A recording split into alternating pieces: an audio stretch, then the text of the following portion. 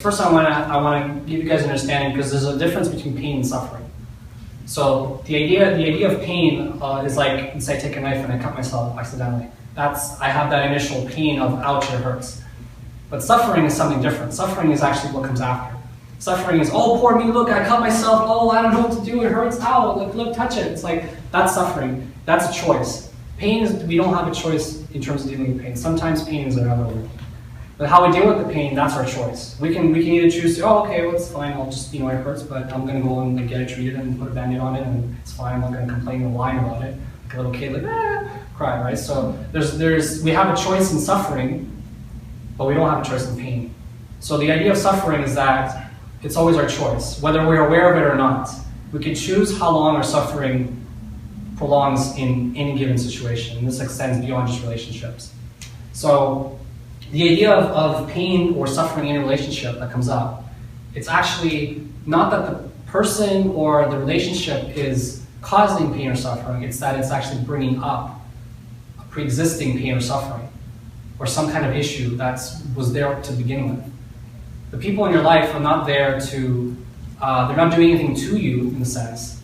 They're simply just bringing out, there's this word called triggering, right? Something that someone says and it hits a nerve, and it causes some kind of emotional reaction, right? And maybe that person didn't even know what they said, and then you have this emotional reaction to something that they said. And that's called being triggered. And typically being triggered means something like a negative emotion, whether it's anger, upset, or sadness, like whatever. So the idea is that if we recognize that when we get triggered, that it's our stuff that's coming up and we take responsibility for it, then we have the opportunity and the chance to transform that and to heal that issue or that wound or that emotional reaction. It has nothing to do with the other person. Because most people will then like, oh, you said this thing, I don't like it because it makes me upset, and you shouldn't say that thing anymore.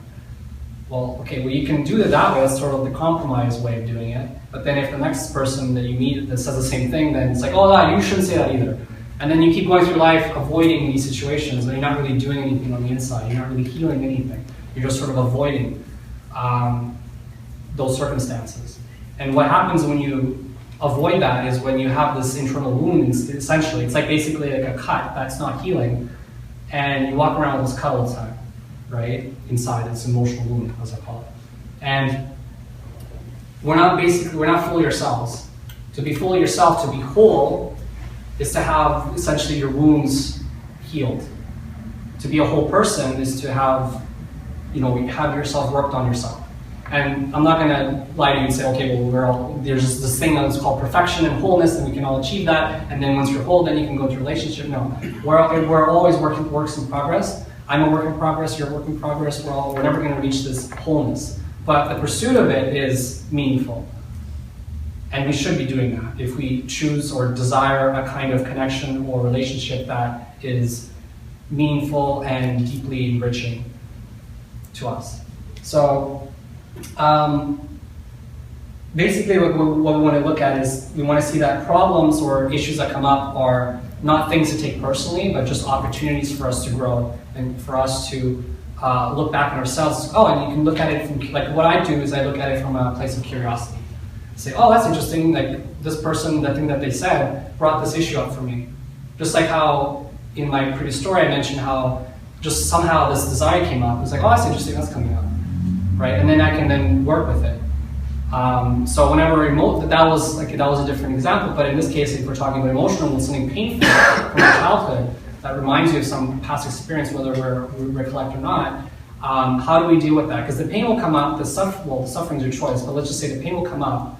So how do we deal with it? Most people will just try to numb the pain through whatever they choose, some kind of outlet, whether it's sex, drugs, alcohol, running away from the situation, or just trying to numb the pain so that they don't have to feel it. Now the irony is that the way through the pain or through to the other side, healing, if you will, or working on yourself, is actually to feel it, is to be present with that pain, as silly as it sounds. Basically the words I like to use is feel it to heal it. It's an easy way to remember it. Because when we give attention and presence and love to this part that is asking for attention and love, and we give it what it wants, it basically will naturally resolve on its own. Think of it like a little kid. There's like a little kid inside of you, and he's crying, and he needs attention. What do you do with a little kid? Well, you would want to, go up to a little kid and say, hey, it's okay, nothing's wrong, everything will be okay. Basically, you want to comfort the kid, right? Or ask him what's wrong and make him feel better. So all of us have what I imagine is a little child inside of us. And when certain situations happen, sometimes that child can be upset or hurt or wounded. And what will most people do and that's why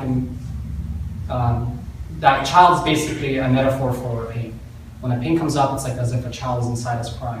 And he's screaming for attention. And what do we do with that child, with that pain when it comes up? We tend to run away from it. Oh, I don't want to deal with that pain. Or I'm just going to drink my way away from this pain and basically stuff this child away because I don't want to deal with it. And that's only going to make the child angrier and more upset. The more we neglect this pain, the more we neglect this child, the worse it's going to become basically in time.